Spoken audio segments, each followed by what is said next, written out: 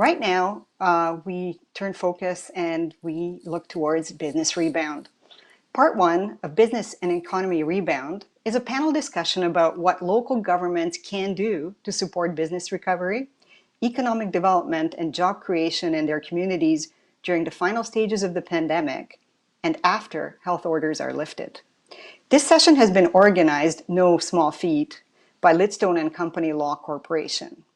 We will hear from Garth Frizzell, President of the Federation of the Canadian Municipalities and Prince George Councillor, on FCM and federal programs. We will hear from Joel McKay, CEO of Northern Development Trust, on innovation and initiative at the local level. We'll also hear from Don Lidstone, Lidstone Company Law Corporation, on valid local government economic development strategies and best practices. And finally, we will have the Honorable Ravi Kahlon, Minister of Jobs, Economic Recovery and Innovation, talk about post-COVID jobs, economic recovery, and innovation. The session will be followed by a Q&A period, and we welcome right now the panel discussion. Hello, everyone. I'm pleased to be joining you from Prince George, BC, on the traditional unceded territory of the Lheidli-T'enneh. I'd like to thank the other speakers for their remarks, especially Minister Kahlon. Although FCM's work is focused at the federal level, we work closely with UBCM. We know that collaboration between all orders of government will be essential for Canada's recovery. For almost a year now, local governments have been on the front lines of COVID-19, working flat out to keep people safe. Communities sprang into action right away, turning arenas into safe shelter space, setting up portable hygiene stations, repurposing road, parking, and sidewalk space to encourage social distancing.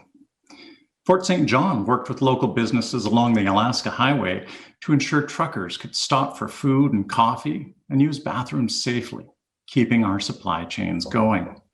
There's so many examples of communities large and small stepping up in this time of crisis throughout our province and across Canada.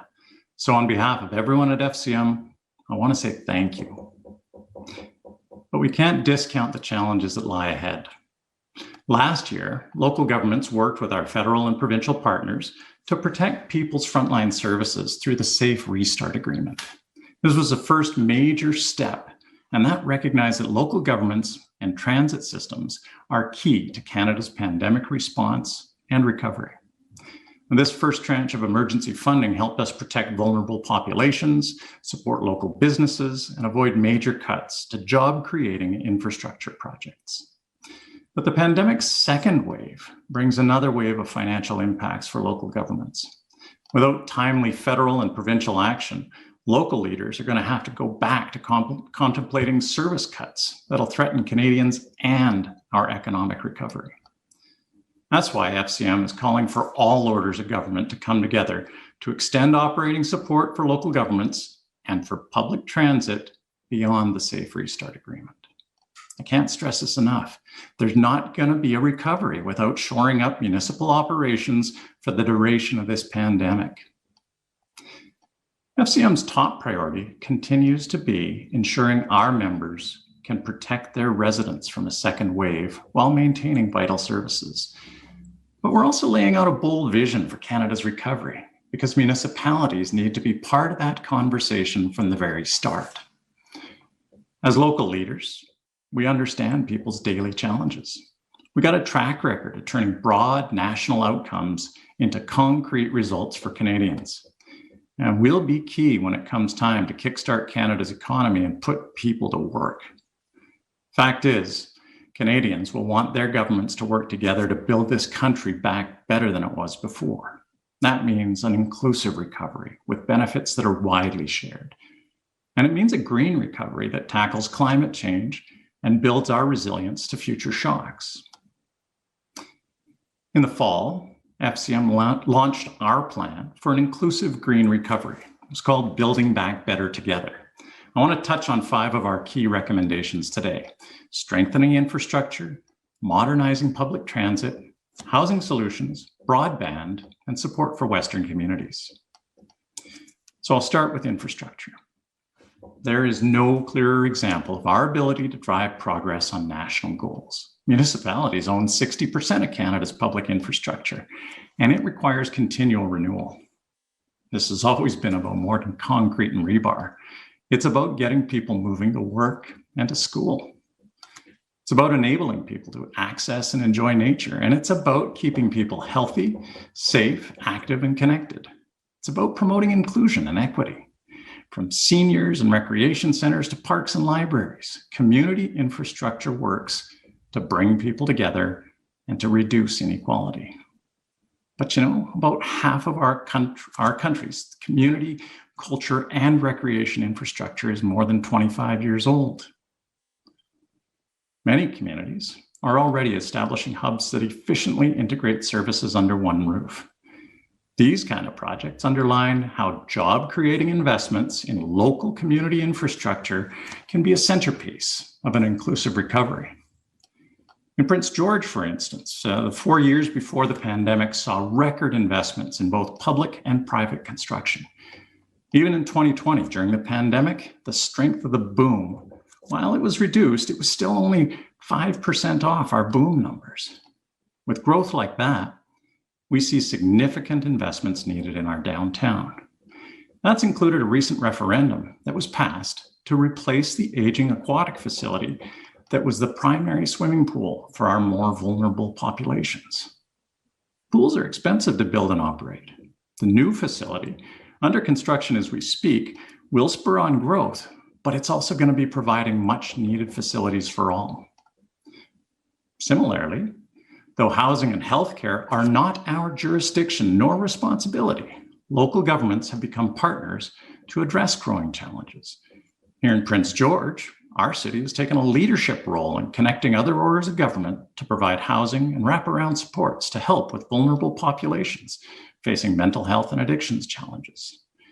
We're calling on our federal partners to help scale up our efforts nationwide. Next, public transit.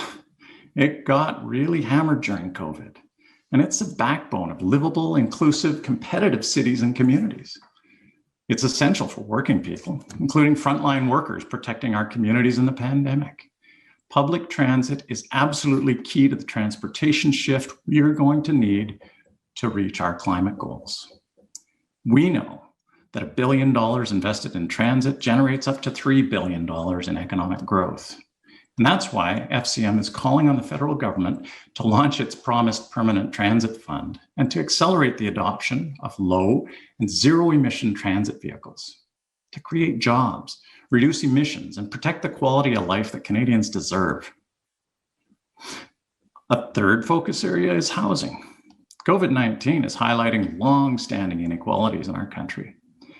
We've seen disproportionate impacts on Indigenous, Black, and racialized Canadians, as well as people experiencing homelessness and mental illness. Reducing homelessness, helping families living in inadequate or overcrowded housing, that's one of the biggest steps governments can take to reduce inequality. Last fall, FCM showed how we can help our community housing providers turn available buildings on the market into affordable and supportive housing. Federal government responded directly by launching the new $1 billion Rapid Housing Initiative, the RHI. That will urgently help some of our most vulnerable populations in our communities. And because we're creating permanent housing assets, it's going to promote that inclusive recovery I was talking about before. We need to scale up these investments. And that's just the beginning of what we can do. Now is the time to end chronic homelessness in Canada and to tackle this country's housing affordability crisis once and for all. Next up, broadband internet infrastructure. FCM has been working for years to close the digital divide that holds back so many rural and remote communities. And COVID-19 has really underlined the urgency. While millions of Canadians now go online for work, school, human connection, many rural Canadians simply don't have that option. Likewise, many local small businesses have faced challenges trying to move their services online. Fast and reliable internet is about creating economic opportunity and improving quality of life. FCM's Rural Forum drove this message home in Ottawa. And last November, we celebrated a huge win with the launch of the $1.75 billion Universal Broadband Fund. That's way up from the $1 billion originally budgeted in 2019. FCM's work on broadband is about ensuring every community can reach its full potential. And that means supporting local innovation and economic opportunity. Broadband is absolutely critical for that. There can be no recovery without ensuring communities of all sizes can thrive. And we're not going to rest until every community in Canada is connected. West, well before the pandemic, communities across Western Canada were facing very real economic uncertainty. That's why urban and rural local leaders joined forces in 2019 to launch FCM's Western Economic Solutions Task Force, or WEST. I've been proud to participate on WEST alongside the president of UBCM and representatives from Alberta, Saskatchewan, and Manitoba. Last April's $1.7 billion federal investment to clean up orphaned and abandoned oil and gas wells was a direct response to a WEST recommendation from FCM. Our message to Ottawa is that continuing to work with WEST will support a true nationwide recovery while recognizing the insight our communities bring to national challenges. In the near term, we're calling for a new energy transition community infrastructure fund to help communities in energy-producing regions diversify their economies. We're also calling for Ottawa to support trade, economic growth, and diversification by expanding funding for the National Trade Corridors Fund, the Rail Safety Improvement Program, Western Economic Diversification Canada, and its new BC counterpart announced in the Fall Economic Statement. This will help ensure communities right across this country can participate in Canada's recovery and the future we want to build. Let me close by saying that local leaders know how to deliver results for Canadians. Whether it's building job-creating infrastructure, supporting small business, scaling up local climate solutions, or connecting all Canadians to high-speed internet, Building Back Better is going to require unprecedented collaboration among all orders of government, with local governments directly at the table. So in the coming weeks and months, FCM is going to continue to work with UBCM and with all of you to turn our longer-term recovery priorities into action at the federal level. You can support our efforts by directly engaging with your political contacts and by amplifying FCM's message in your communications. We'll keep working with you to shape Canada's recovery, just as we've shaped Canada's pandemic response. Building Back Better starts now, and I'm looking forward to discussing how we get there together. Thank you again for having me today. I'm really looking forward to today's discussion. Thanks. Well, good afternoon, everybody. My name is Joel McKay. I'm the Chief Executive Officer with Northern Development Trust, coming to you from the traditional territory of the Lheidli-T'enneh here in beautiful Prince George. I want to say thank you very much to the LGLA for having me. It's always an absolute pleasure to be speaking to local government folks, especially those folks from rural communities around British Columbia, and share a little bit of what I know about economic development and economic recovery, and certainly thank our fellow speakers as well today for their insights. I'm going to go through a bit of information I want to share on sort of rural development, what it looks like from my chair, what we've seen, some of the issues generally that we're running into. But what I'm really hoping for is an engaging question and answer session today. So I will try to make my remarks brief. So where I want to begin is with a picture of what's going on. These two slides and stats are coming from our State of the North Economic Report, last year's. This year's is out now, and there's similar stats in them. But they really do try to set the stage for the transformation that is happening in the rural economy. Now, you could apply this to Northern British Columbia as a whole, all of Western Canada, and certainly the United States. And I think we're seeing it play out in a number of different ways. But this first one shows you the percentage of total provincial employment attributable to the natural resource industries from the late 90s to 2016. And what you see is that by 2016, and this has not changed, the trajectory has continued in the last 4 years, there were more people in British Columbia employed in the high-tech sector than there were in all natural resource industries combined. For those of us in rural communities, we know this. We've seen this happen. We've seen industry consolidation in our communities. We've seen jobs change. This is not an indication necessarily of the decline or disappearance of natural resource industries in terms of their importance to our economy. But it is certainly an indicator of the type of work that we're seeing in British Columbia and where the actual growth is. The second thing that's going on is the total provincial employed individuals and population that live in rural areas and in northern BC. This one shows you between 1996 and 2016 that overall we've seen a continued steady decline in the percentage of people in British Columbia who call rural British Columbia home and northern British Columbia home and who work in these areas. Now, that might lead you to believe that what we're saying here is that the population is shrinking in rural areas. That's not necessarily true. But what we are seeing is the outsized growth that's happening in urban metropolitan areas, such as the Lower Mainland, Capital Regional District, the Okanagan Valley, is not being felt in rural areas. And that's happening at the same time that we're seeing that industry consolidation too. And so what that really speaks to is a transformation in the rural economy, in what our communities look like. And it's going to continue to head in this direction unless we start to think differently about what economic development is in rural communities, how we focus our efforts. And certainly the advent of COVID-19 gives us an opportunity to rethink what our approach will be, especially as it concerns economic recovery. So with that, I'm just going to stop sharing my screen here and just let myself talk and extrapolate a bit on that. So what we're seeing is, again, that transitioning nature of the rural economy.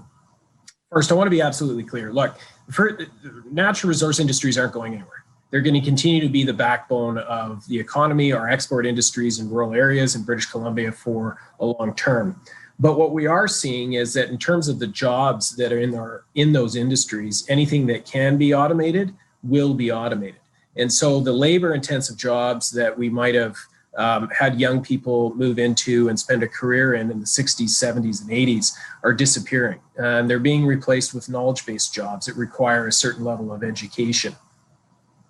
As well, without significant government intervention, what we're going to continue to see in rural areas is industry consolidation. So whereas in the 50s, 60s, and 70s, even as late as the 80s, we saw a lot of different forestry companies or mining companies or oil and gas companies operating in a specific area. Now we're seeing fewer and fewer companies. That's the natural progression of those markets and will continue to be so. There's good news and bad news with that. The good news is that you have more sophisticated operators. They're more financially viable. They certainly engage in a different way than what we would have seen from many different companies. The other side of it, though, is that they're more distant. They may not be headquartered in our communities. They may not have as many employees in our communities, and the decisions that they're often making are happening in boardrooms in cities elsewhere. And so we have to be particularly attuned to that to make sure that those companies that are operating either in our community or in our backyard are keenly aware of the issues that our community is facing and the people that call that area home. As well, this is specific to northern BC, the projection for population growth is relatively muted for the next 20 years. What we expect is small or relatively flat population growth out to 2040. But that being said, land prices will continue to climb for a number of factors, and I'm happy to dive into a little bit of that when we get into the discussion. Jobs of the future will be focused more on creatives, anything that cannot be automated. So creatives, trades, service and hospitality jobs. The workforce itself in rural communities going forward is going to be smaller. The millennial generation, the generations that come after us, are smaller than the baby boom generation. So there's not as many of us as there used to be. We're highly mobile. We're interested in contract work, not always steady employment. And we're certainly, as a generation, interested in flexibility and the ability to have that flexibility to raise kids in households that are more often than not dual income and managing mortgages, as well as any number of other things. The other thing that the millennial population, Gen Xers to some degree, and younger population will be dealing with is exactly what the baby boomers have been dealing with over the last number of years, is caring for a large aging population and wanting to keep them as close to home as well. So healthcare supports are going to be incredibly important going forward. Critically, and this is something that Garth touched on in his comments in the work that FCM is doing, is the importance of technology and data. These are going to be critical. They already are for the private sector, but they're going to be absolutely critical for every business, small, medium, or large, as well as the public sector going forward. More and more, we're seeing that businesses, small, but also our public sector entities, even local governments, are looking to data, big data, small data, to really make decisions around where they go.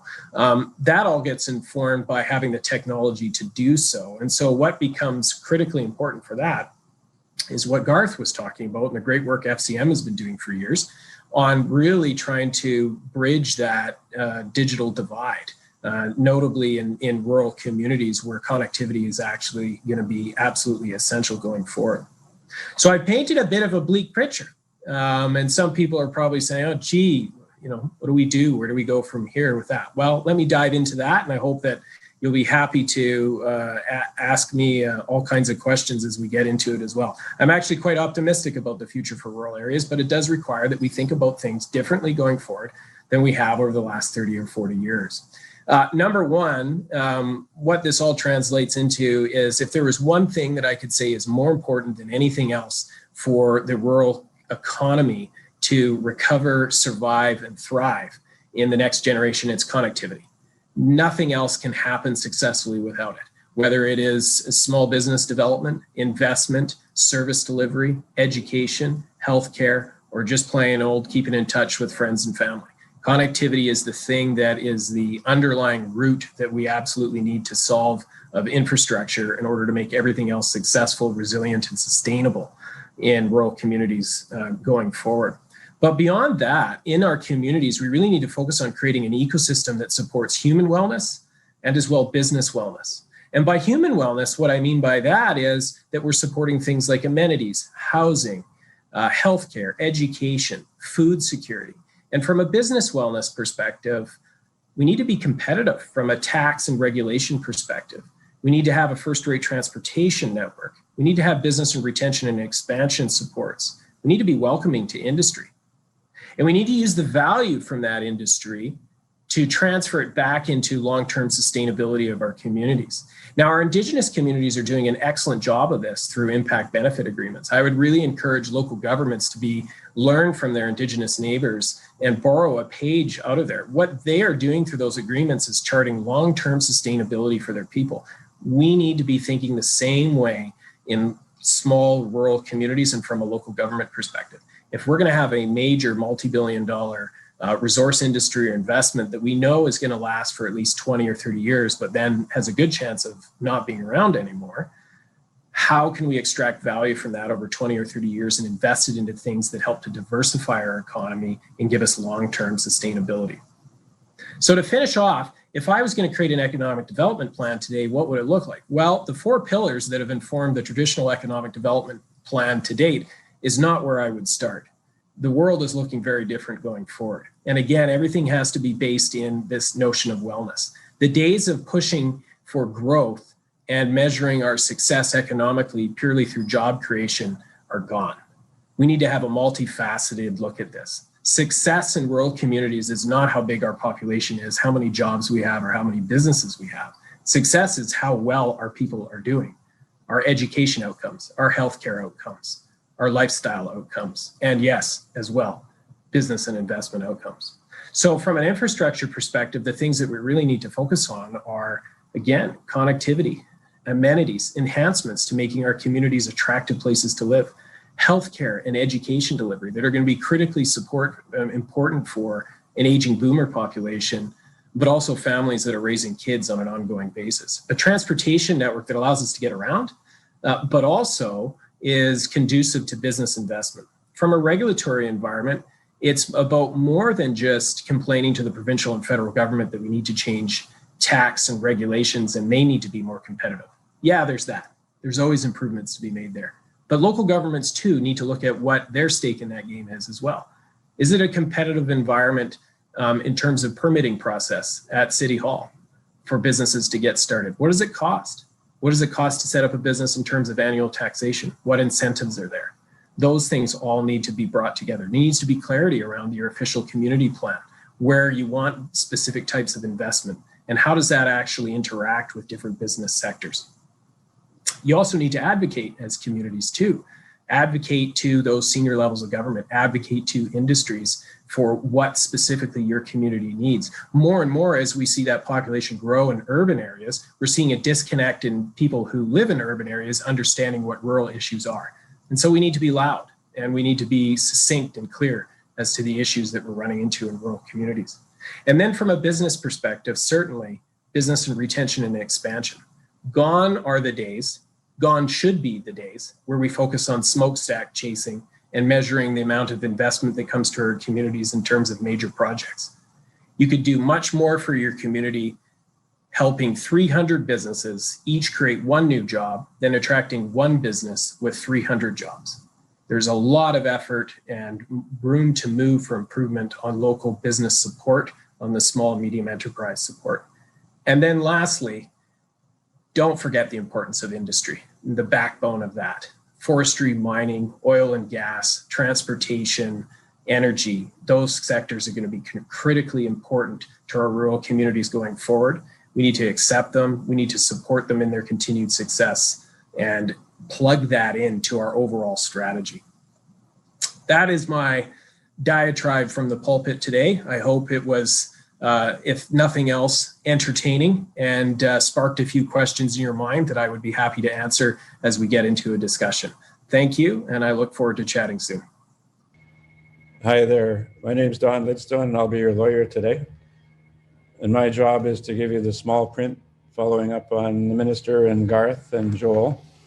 And I'm going to start off by giving you a quick overview of my chat. I'm going to be talking about powers that we have under provincial legislation, including land use and development powers, as well as economic development opportunities for local governments, both municipalities and regional districts, in the areas of subsidies and procurement and land that you own, land that you transfer, land that you control, taxation, partnerships, and other opportunities that can be created by policies. One thing that you have to know if you're a local government, and I'm sure a lot of people who have been elected for a number of years are beginning to realize this, is that you only have the powers that are expressly granted to you by provincial legislation. So we're creatures of the province, and we don't have any more powers than what are delegated to us. The good news is that in British Columbia, we actually have more powers, jurisdiction, and authority than local governments in any other province across Canada.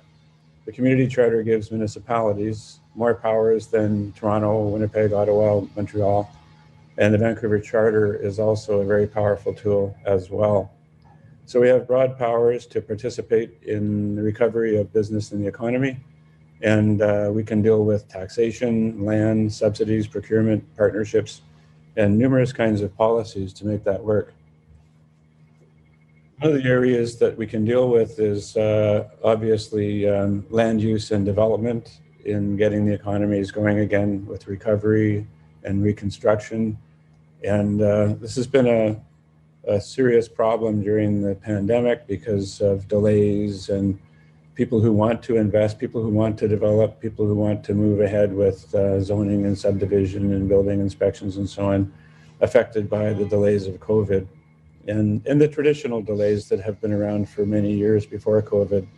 So I've always taken the view that a local council or a regional board has the power of printing money, even more so than the federal government, with the power of zoning and using subdivision approvals as well. So there's a lot that you can do in this space. One of them is, you can expedite development applications and bring in tools to support the economy and workers and jobs, as well as your own assessment base by increasing density You can use legislative tools and practices to expedite development applications. One thing that works really well is to have a look at your old development approval procedure bylaw and bring it up to date and make sure that it is very streamlined and it's 2021 and that it expedites development and allows for a user-friendly approach by people who are making applications, whether they're ma and pa who want to subdivide the land or whether it's a major developer that wants to create 2,000 units. I think that it's important to create user-friendly critical paths. Very few places have done that, to create application forms and links that are online for zoning, subdivision, development permits, DVPs, temporary use permits. And all the applications and procedures and fee payment can all be done online. And there are some places in the States where they do this, and it actually saves about half the time that it would otherwise take for a development to get through the process. Also, it's a valid exercise for a local government during rebound and reconstruction and redevelopment to waive fees or reduce fees, to establish policies not to enforce some of your red tape, to have a look at all of your regulatory bylaws and reduce red tape either during the post-pandemic recovery period or for the longer term. There is a lot of red tape in there. I've seen many bylaws of local governments dealing with land use and development that actually go back 15 or 20 years that have been cut and pasted from other local governments. And they really have a lot of unnecessary regulatory stuff in there, like prohibitions against moving animals of the bovine species on a public highway, stuff like that. You can also have online applications for things beyond development. You can also have virtual building inspections. One thing I feel really strongly about is because of the rapid changes in the building code and the lack of certified building inspectors and how slow the process is now for building inspection processes, is to rely on third-party certified professionals using a certified professional program. Vancouver has pioneered this. Surrey is developing it, and we have included in the MIABC model city bylaw a certified professional program to allow for third-party reliance with architects and engineers. That also transfers risk to third parties in addition to expediting things, and it's all paid for by the developer and not by the municipality. You can also issue your permits electronically, and that saves time as well. Finally, I think that in regard to land use and development, local governments can significantly expand the kinds of uses that we have been experiencing in the pandemic and that seem to work.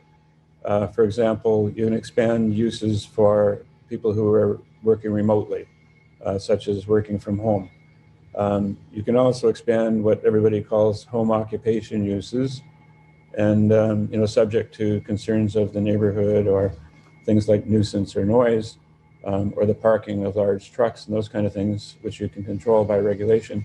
You can expand home occupation uses so that there's a lot less need for people to have more office space or more transportation, but to take advantage of working in a sort of a local area that allows them to walk or bike or to be closer to their family.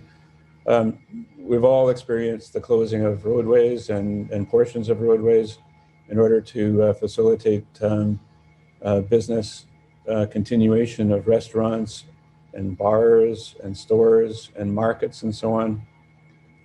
One thing I found is in a couple of communities, they have this thing called a night market once a week. It's very, very, very competitive. It's very lucrative.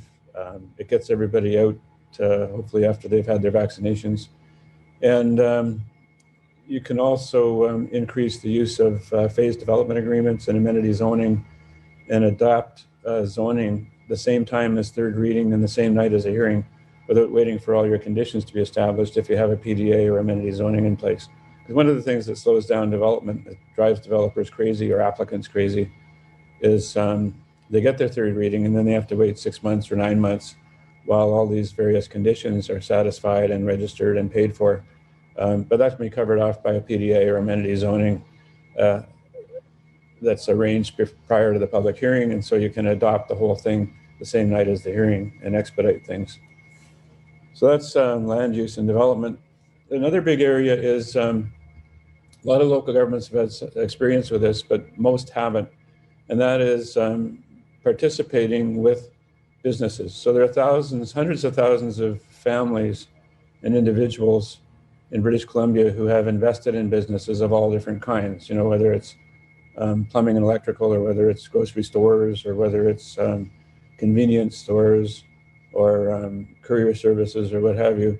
But a lot of them have had trouble during the pandemic, and we're all familiar with the statistics about how many businesses have gone bankrupt or have gone insolvent or had problems with CCAA. Municipalities can help. Under the Community Charter and the Local Government Act, local governments can give a grant, can give a loan, can give a guarantee, can subsidize, can lease land or sell land less than fair market value. You can assist business so long as you've entered into a partnering agreement with the business that you're supporting. And usually in most cases you set it up so that you're never out of pocket at the end of the agreement. So for a partnering agreement, it's Section 21 of the Community Charter. The partner must provide the service or work or facility or activity on behalf of the local government in return for the assistance. And that's easily set up. A good example is in Chilliwack. I think they've done more than 15 partnering agreements to attract small and large business to Chilliwack, or to save businesses. And another example is Powell River, where they saved the Catalyst Mill. A partnering agreement is not required, however, for partnerships and assistance with non-businesses, like not-for-profits, or for public authority entities, such as crown corporations or other governments, or other municipalities or regional districts or First Nations. Every time you do get involved with some form of assistance, whether it's a grant, loan, guarantee, subsidy, or selling land for less than fair market value, or a lease for less than FMV, you have to provide a notice of assistance, and that's Section 24 of the Community Charter. A big area that can help with business and rebounding is taxation. And so, you can get involved with the revitalization tax exemption bylaw, which a lot of municipalities are discovering now during COVID. Using that scheme, which is clearly set out in the Community Charter, a municipality can reduce the tax on the land, reduce the tax on improvements, or both. And the owner has to satisfy a bunch of conditions, such as keeping jobs going or providing other amenities for the benefit of the community. A good example is, as I mentioned, Powell River has saved the Catalyst Mill from being sold for junk, and they've saved hundreds of jobs there by entering into a revitalization tax exemption agreement and bylaw with the developer there. You can also amend your tax bylaw so you can have separate rates for revenue for different purposes, as long as the rate relationships are the same. You can also do assessment, averaging, and phasing with the average assessed values over 3 years. And all of those tools are complex, and you have to make sure that your CFO is totally on board and that it's consistent with your 5-year financial plan. A cool idea that Calgary has used is what's called TIF. That's called tax increment financing. So you create a district where the baseline property tax is established, and that's a baseline tax for say 5 or 10 years. In some cases, they do it for a longer period of time. And then every amount of tax over the baseline is invested in improvements in that district. Let's say it's a downtown core that needs revitalization, or a new area, or a brownfields area. And so the future tax over the baseline amount is invested in improvements in that district. That increases development in the area. It improves infrastructure in the area. And the result is that you get greater assessments in the area. So in Calgary, in the eastern community, they actually had brownfields. They had areas that were all shut down. They had horrible problems with soil issues, and then they also had very low assessments. And they used this process, and it resulted in increased development and assessments. And now there's a lot of tax money coming back from that area. But it also increased a lot of opportunities for development and jobs. You can also borrow against future extra revenue in a tax increment financing district to pay for catalyst projects for that area. Another area that some of you have exercised is business improvement areas. Nanaimo and Vancouver and Chilliwack are quite familiar with that, but you can expand the purposes and the activities for those and the opportunities for business expansion and assistance. I live in a BIA for my business, and it's been very helpful, actually, especially during the pandemic. In regard to procurement and land, you can expedite capital expenditure programs for facilities and bridges and roads. And Garth mentioned the Canadian Infrastructure Program and the Green Municipal Fund and the other opportunities through Canada and the FCM. And of course, the MFA is available as well. So you can actually expedite your capital expenditure programs, amend your 5-year capital plan, and move things up so that there are more jobs and more multiplier effect in your community during the year after the pandemic.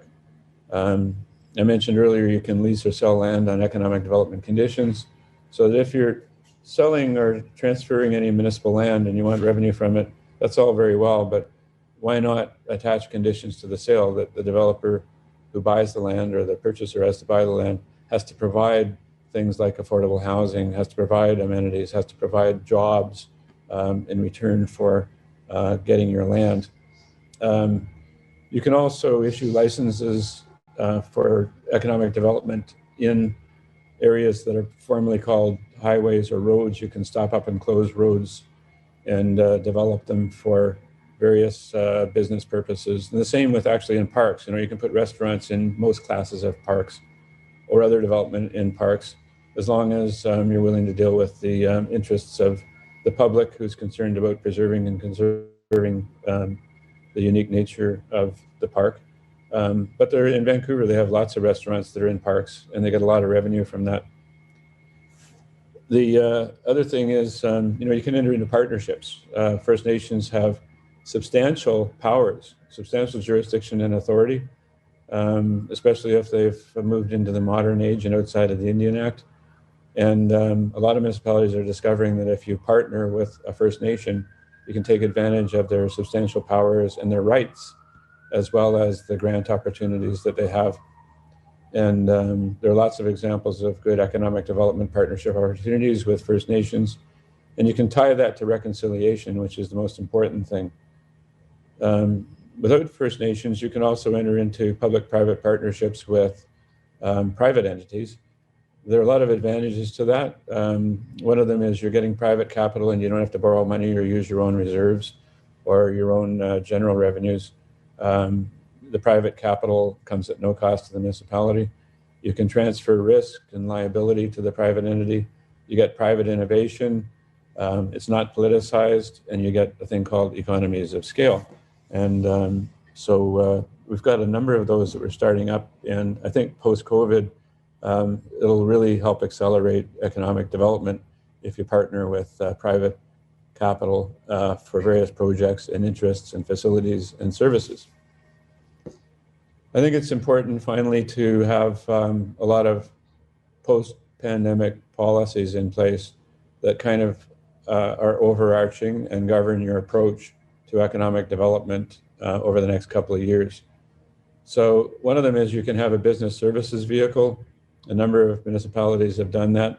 A really good example is the Chilliwack Economic Partners Corporation, where they put together business improvement and the Board of Trade, Chamber of Commerce, the agricultural sector, the tourism sector, all into one organization with board of directors. It's a wholly owned subsidiary of the municipality, so it doesn't pay any taxes or anything. But boy, has it ever done a great job in keeping businesses alive and doing whatever it takes. And it has more freedom than a municipal council would have to do that kind of stuff.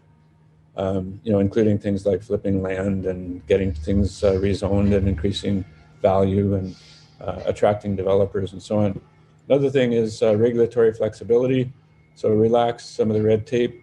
You can create a business incubator if you're a municipality. I could spend an entire day on that, but I'll just mention it for now. Marketing assistance is something that a municipality can get involved in. Places like Vernon are well versed in getting trademarks and official marks and intellectual property that promotes the businesses and tourism and other things in the area, even better than the whole province of Alberta, in my opinion. And you can create a thing called the Small Business Development Center, which I think is very effective. And I run a small business, and I found the local one to be very helpful. Finally, I think it's really important in the context of post-COVID economic rebounding to take a step back and realize some of the lessons that we've learned during the pandemic while we've been locked away in isolation or unable to sort of socialize the way that we normally would with all of our networks. And so you can take advantage of post-COVID reset opportunities. One is support retrofits, greenhouse gas emissions, energy, seismic. Those are all serious issues that have to be dealt with between now and 2030 under municipal agreements with the provincial government. You have to support community renewable energy production. You have to accelerate community hubs and expand things like bike and pedestrian routes. You have to adopt zero emission milestones or you're not going to meet your commitments by 2030 and 2050. Start using more clean energy in all of your facilities so that you become a model for the other entities in the community. And restore and conserve natural assets that you have, because we're not going to all be around in 40 or 50 years. Certainly not me, but I know that my daughter and my grandchildren will be around in 20 or 50 years.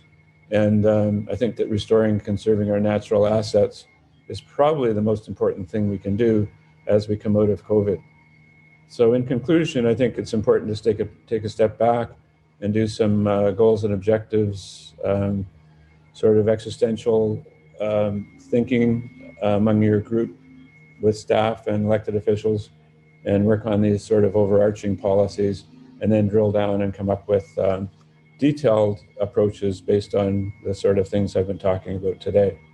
And I'm grateful for the opportunity to chat with you about this and to be on a panel with the Minister and Garth and Joel. Thank you very much. We are very happy to welcome now, live in our studio, the Minister of Jobs, Economic Recovery and Innovation, the Honorable Ravi Kahlon, to talk about post-COVID jobs, economic recovery, and innovation. Good morning, and thank you for inviting me here today. I'm honored to speak to you from the traditional territory of the Tsawwassen and the Musqueam Nations, and I extend greetings from our Premier, John Horgan. Our government appreciates the work done by the LGLA to include economic development in its curriculum. When I served as the Parliamentary Secretary for Ministry of Forests, I had the opportunity to work alongside many local governments across the province. I appreciate the time and energy you put into partnerships with industry, with businesses, and with other governments. But now in these extraordinary times, we've seen how you stepped up to support businesses and to keep people safe. Dr. Henry often uses the phrase that we're all in the same storm, but we're all in different boats. Across the province, we've seen local governments weather the storm in different ways. For example, some have dedicated local arenas as temporary shelter spaces for people experiencing homelessness. Others have been helping restaurants meet the provincial health officer's mandates, making adjustments like expanding outdoor dining spaces. Your leadership and collaboration has made life easier for people and businesses during what is a very difficult time. As Minister responsible for economic development, I empathize with those hit hard by COVID-19, and I'm ready to work with you to build a strong recovery for all of us.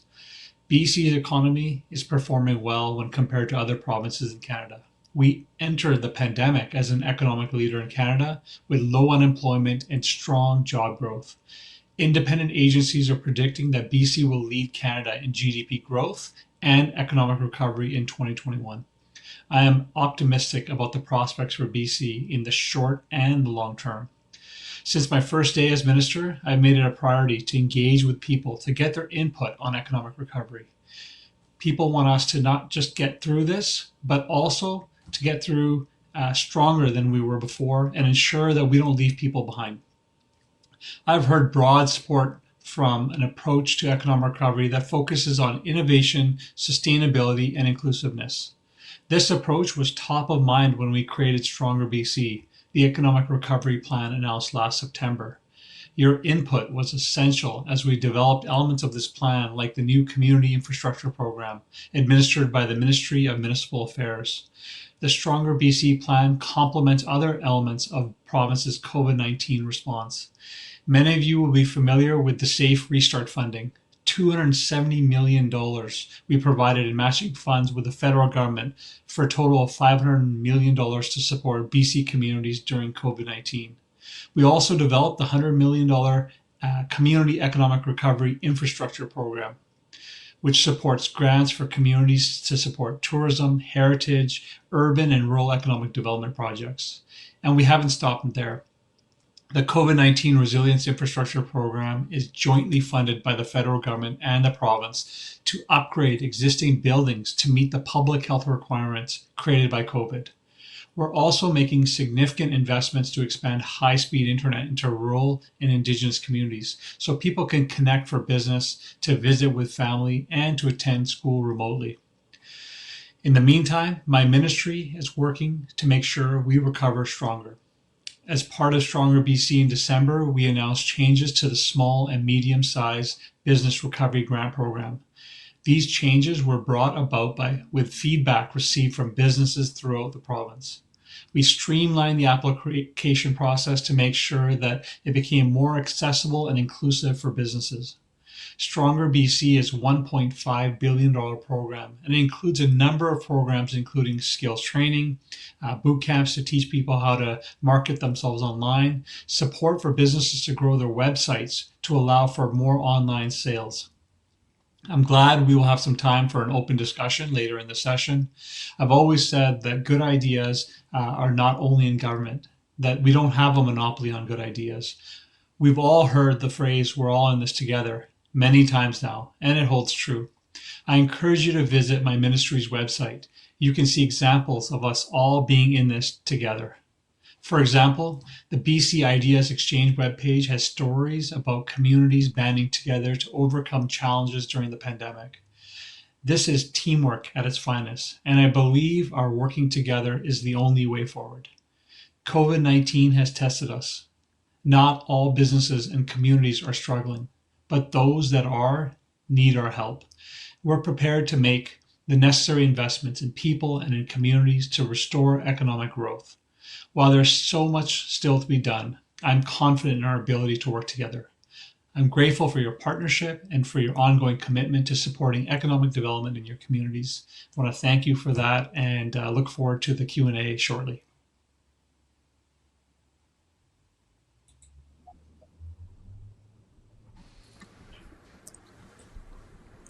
We have a number of questions, and thank you for that submission. The only thing I disagree with you is that in British Columbia, you're doing a terrific job, and you don't have a monopoly on good ideas.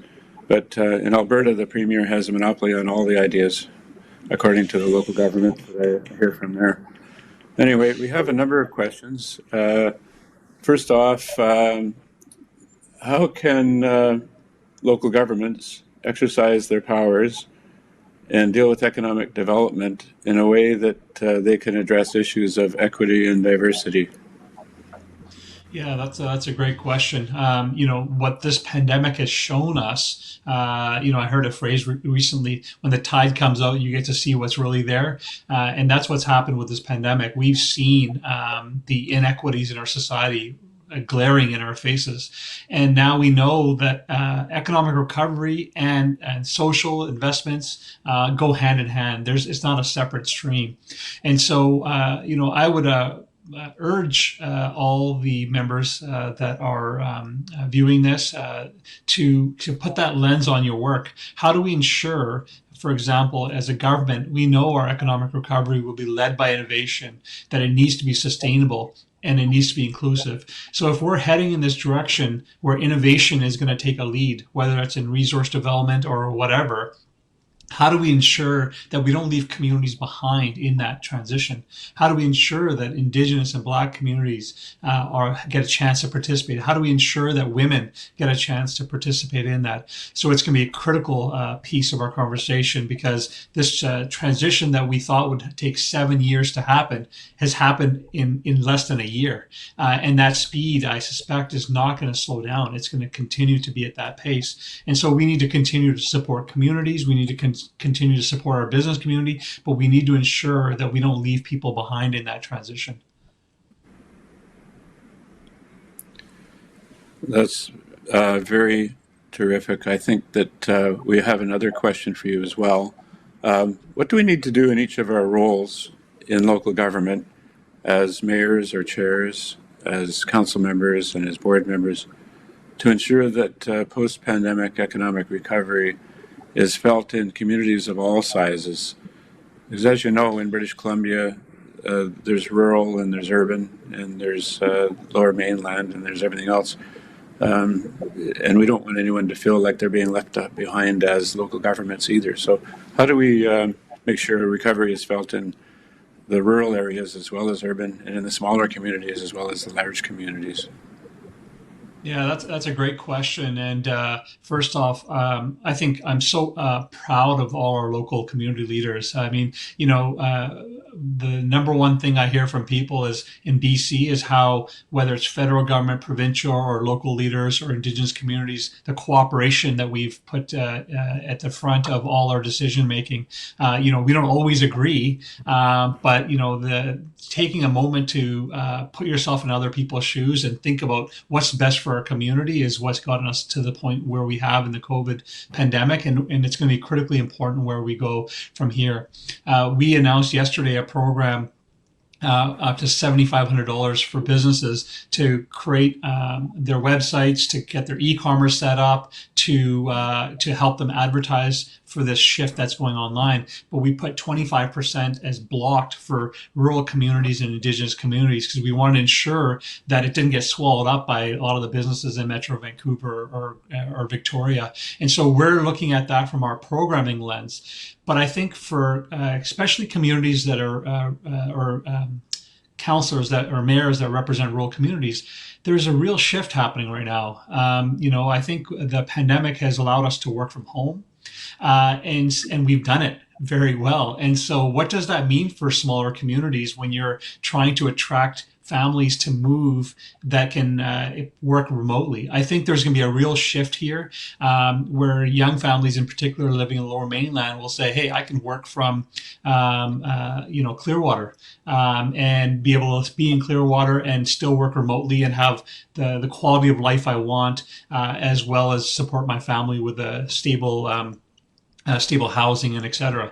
So I think there's going to be real opportunities for communities to rethink that. I don't think I've met with a community leader who hasn't talked about connectivity with me. And we have made it a priority.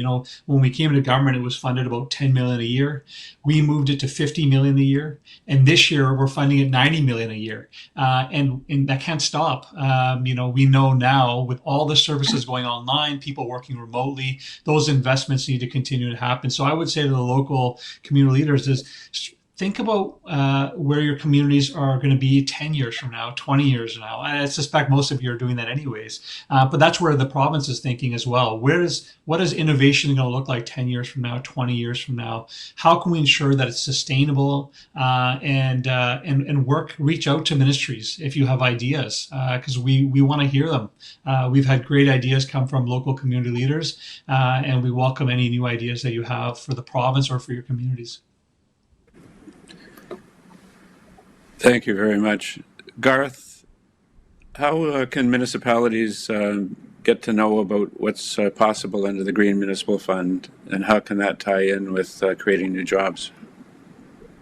Well, thanks, Don and Minister and Joel McKay. Real pleasure to join you today. I'm at the College of New Caledonia in Prince George on the traditional territory of the Lheidli but on an ongoing basis, meeting back with the home headquarters back in Ottawa, where the Green Municipal Fund offices are located. You know, we had a really strong augmentation of the fund back last in 2019. So new programs are coming out all the time. You can reach the Green Municipal Fund through the FCM website, but also there's board members throughout BC that would be all too happy to connect. I've got my email address somewhere in the notes, and I'd be glad to help connect too. FCM reaches 2,050 communities all across Canada, and it's likely, if you're in BC, that your municipality is a member as well.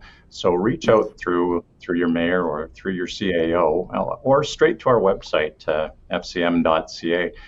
Green Municipal Fund has a lot of programs, and new ones are coming out. I think over the next week we'll see some announcements. The new one that just came out was a brownfield remediation piece, and that's one I encourage you to take a look in. You might not have expected it out of the fund, and I encourage you to look into it. And if you can't connect directly, come through me. I'm Garth.Frizzell at princegeorge.ca. Happy to connect. Thank you, Garth. I understand there's one coming out for retrofits, for studying retrofits and handling pilot programs, and that's one area where you can actually address climate change as well as create a lot of jobs, in addition to the brownfield one. Yeah, that's rolled out in a number of communities. Yeah, I understand the uptake is going to be 180%. So Joel, are you aware of any local governments in the rest of Canada or the United States or Europe that would be a good model for best practices for looking 10, 20 years down the road, for creating jobs, protecting jobs, and looking at the future and not just selling water or logs? Yeah, that's a big question. Thanks for that. Good afternoon, everybody. Thanks for having me. Minister and Garth, always a pleasure to see you both and speak with you. And for those who are tuning in, I'm also in Prince George, just down the street from Garth in downtown Prince George, and proudly broadcasting from the traditional territory of the Lheidli T'enneh as well. There's a lot of really interesting examples. I mean, typically when we look globally at where are they getting it right on rural development? Scandinavia is your number one destination. So if you look at some of the ways that things are structured in places like Sweden, Norway, to some extent Finland, where they have looked at natural resources as key parts of their economy, not going anywhere, but how do we extract the most value that we can out of it? How do we appropriately manage the land in a way that is beneficial for multiple industries, but also have a focus on the thing that I'm really big on, which is the notion that it's not just about jobs in rural development. And too often we have measured our success on jobs and population increase, and I think it really what we should be focusing on is wellness of the population. So, and what I mean by that is in a community of 5 or 10,000. Hey, it's great if you create more jobs. It's great if you have more investment. Those are good indicators. But really, what we're trying to drive at is of the 5 or 10,000 people that are there, with this investment, with this development, how many more of them are having better health outcomes? How many more of them are having better education outcomes? How many better social outcomes? Where are we finding better justice, equity outcomes?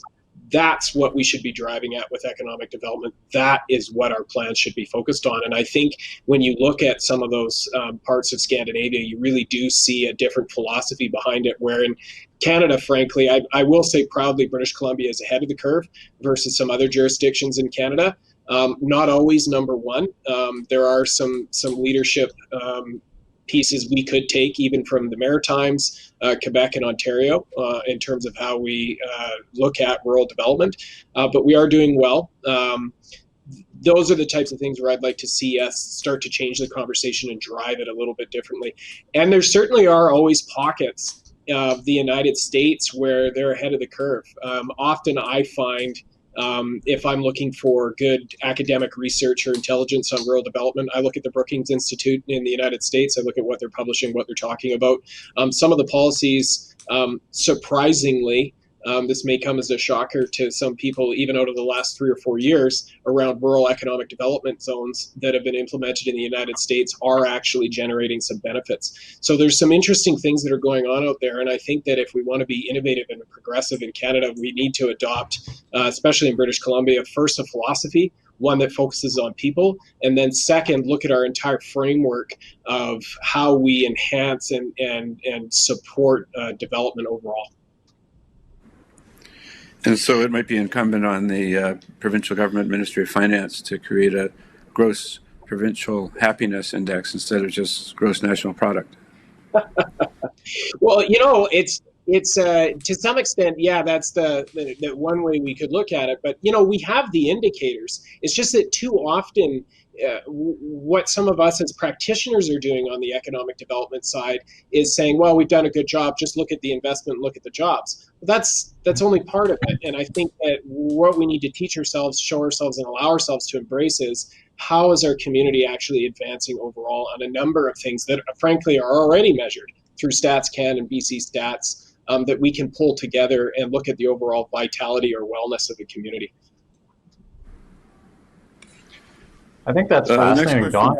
If I could I just bring in, because Minister Kahlon talked about some of the programs that he's doing with economic development, and with the accelerator here in Prince George, we've connected up with a woman who makes soap in Fraser Lake, and by bringing some of her business onto a digital platform, she was able to enhance her business 1,200% and attracted the attention of the co-ops, and now is selling into a much bigger chain. And that speaks to some of the things Joel was just saying, that it's not just about the GDP and the improvement. Certainly that's important, and it's really wonderful to see the growth of that business in that rural community. But what it also means is that she's providing a product that's incredibly useful, something that's timely, something that people want to buy. So it's getting that chain going. How you measure it's important, but the results that are coming out of some of these measures that are being put in place, we can't discount it. There is change going on right now, and it's exciting to watch it in real time. Minister Kahlon, we have a question in regard to sort of a larger economic picture. There'll be substantial costs of the COVID-19 pandemic for the federal government, the provincial government, and local governments. The province in particular will have a huge burden that it'll have to pay off over a number of years. And municipalities are used to having things downloaded on them, and things like airports and highways and responsibilities for social welfare and housing and homelessness. Is it fair to say that the province is not planning on downloading economic and financial burdens on local governments as a result of the huge costs of facing up to the pandemic? Thanks, Don. Well, I'll say that austerity it's not the time for austerity. There's not a single economist that we've spoken to, not a single business association that says that now's the time to stop investing and making and spending on critical infrastructure in our communities. And so we are going to continue to make the investments we need to, in the short term, stabilize our business communities and our communities and ensure people have the supports they need, and then help us set up the next step to launch a good restart and then look into the future. And so we're willing to make the investments that are needed to do that. So we're not going to, next budget, I don't want to speak for the Minister of Finance, but I would say that there's a strong indication that we're not going to just turn the taps off. It wouldn't be healthy for economic recovery. And so now is the time for us, I think, as community leaders, as provincial leaders, and as federal leaders, to start looking at what are the critical investments that we need to make. We need to make investments in innovation. We need to start looking at things like agri-tech and expand the use of mass timber and look at quantum computing, and the list goes on. Now is the time where we need to ensure that everything we're doing is helping us become more sustainable. We can't go from addressing one pandemic and then we have to also remember that we also are stuck in, we have a major climate change crisis that we need to address, and we need to have both focuses going at the same time. And then thirdly, which is not less important, we need to focus on reconciliation. We need to ensure that communities that have traditionally not seen the benefits of economic growth see that economic growth opportunity, and at the same time, we need to ensure investments in healthcare and housing and childcare, because those are not social issues; those are economic issues. And we've now discovered very clearly that if we don't make investments in those, we're slowing our economy and our economic recovery down. And so I think there's ways of doing that. And I'm not saying just look at brand new sectors. I mean, there's a huge amount of innovation happening in forestry, mining. That's where innovation is happening. And we need to continue to drive that sustainability in all of our sectors, because, we haven't even talked about what's happening in the U.S., but the signals we're getting from the U.S. is it's a major shift in how they view climate change. And soon, the debate or the discussion is going to come to us real fast on not only how are you producing the greenest and the lowest carbon emission products, but what are your supply chains? And we in BC have an advantage. We have, we produce green products. We can always be better, but we're in a good place, I think, for export as well as finding additional investments here in BC. Thank you very much. That was a comprehensive answer that's very helpful for pretty well every local government in British Columbia. I think we're all in tune. I think we're all on the same page in that regard. And you mentioned climate change. The next question is, how can local governments, municipalities, and regional districts exercise their powers to reopen the economies and create jobs in a way that also addresses climate change and the province's carbon emission targets for 2030 and 2050? That's a 3-hour dissertation, I guess. But I'll tackle that one. I think municipalities already have powers under the Community Charter and the Local Government Act to deal with this in large measure. But they have to look at all of their decisions from now on through a climate lens, and not just from a traditional perspective. So they have to look at both climate change and adaptation, because they're going to have to resiliently respond to flooding and forest fires and other issues that are obviously already here, and the insurance companies are 10 years ahead of us on that. So for the long term, your official plans and your long-term planning have to take into account climate change.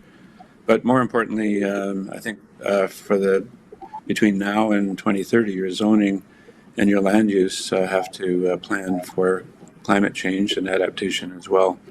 And there's some really good information available through the Climate Action Secretariat of the provincial government, roadmaps for dealing with climate change, planning, infrastructure, decision-making over the future, but also from Climate Caucus, which is a consortium of about 500 local government elected officials across Canada who've put together a roadmap for recovery that is also addressing climate change at the same time. And they include things like retrofits of buildings, which do create a lot of jobs and are responsible for 40% of climate greenhouse gas emissions from local governments. And importantly, all the works and services and infrastructure and buildings and transportation and fleets that municipalities themselves own and operate, they have to be looked at through a climate lens as well. We're pretty well out of time here. So It looks like we have 0 minutes and 0 seconds left for our session. Are we going to hand off now, or shall we just keep on chatting? I'd like to thank all four of you for coordinating your extremely busy schedules on our behalf. It is truly an honor, and I don't know if we could get any better glimpse of the future than we have right now. It's a fascinating conversation.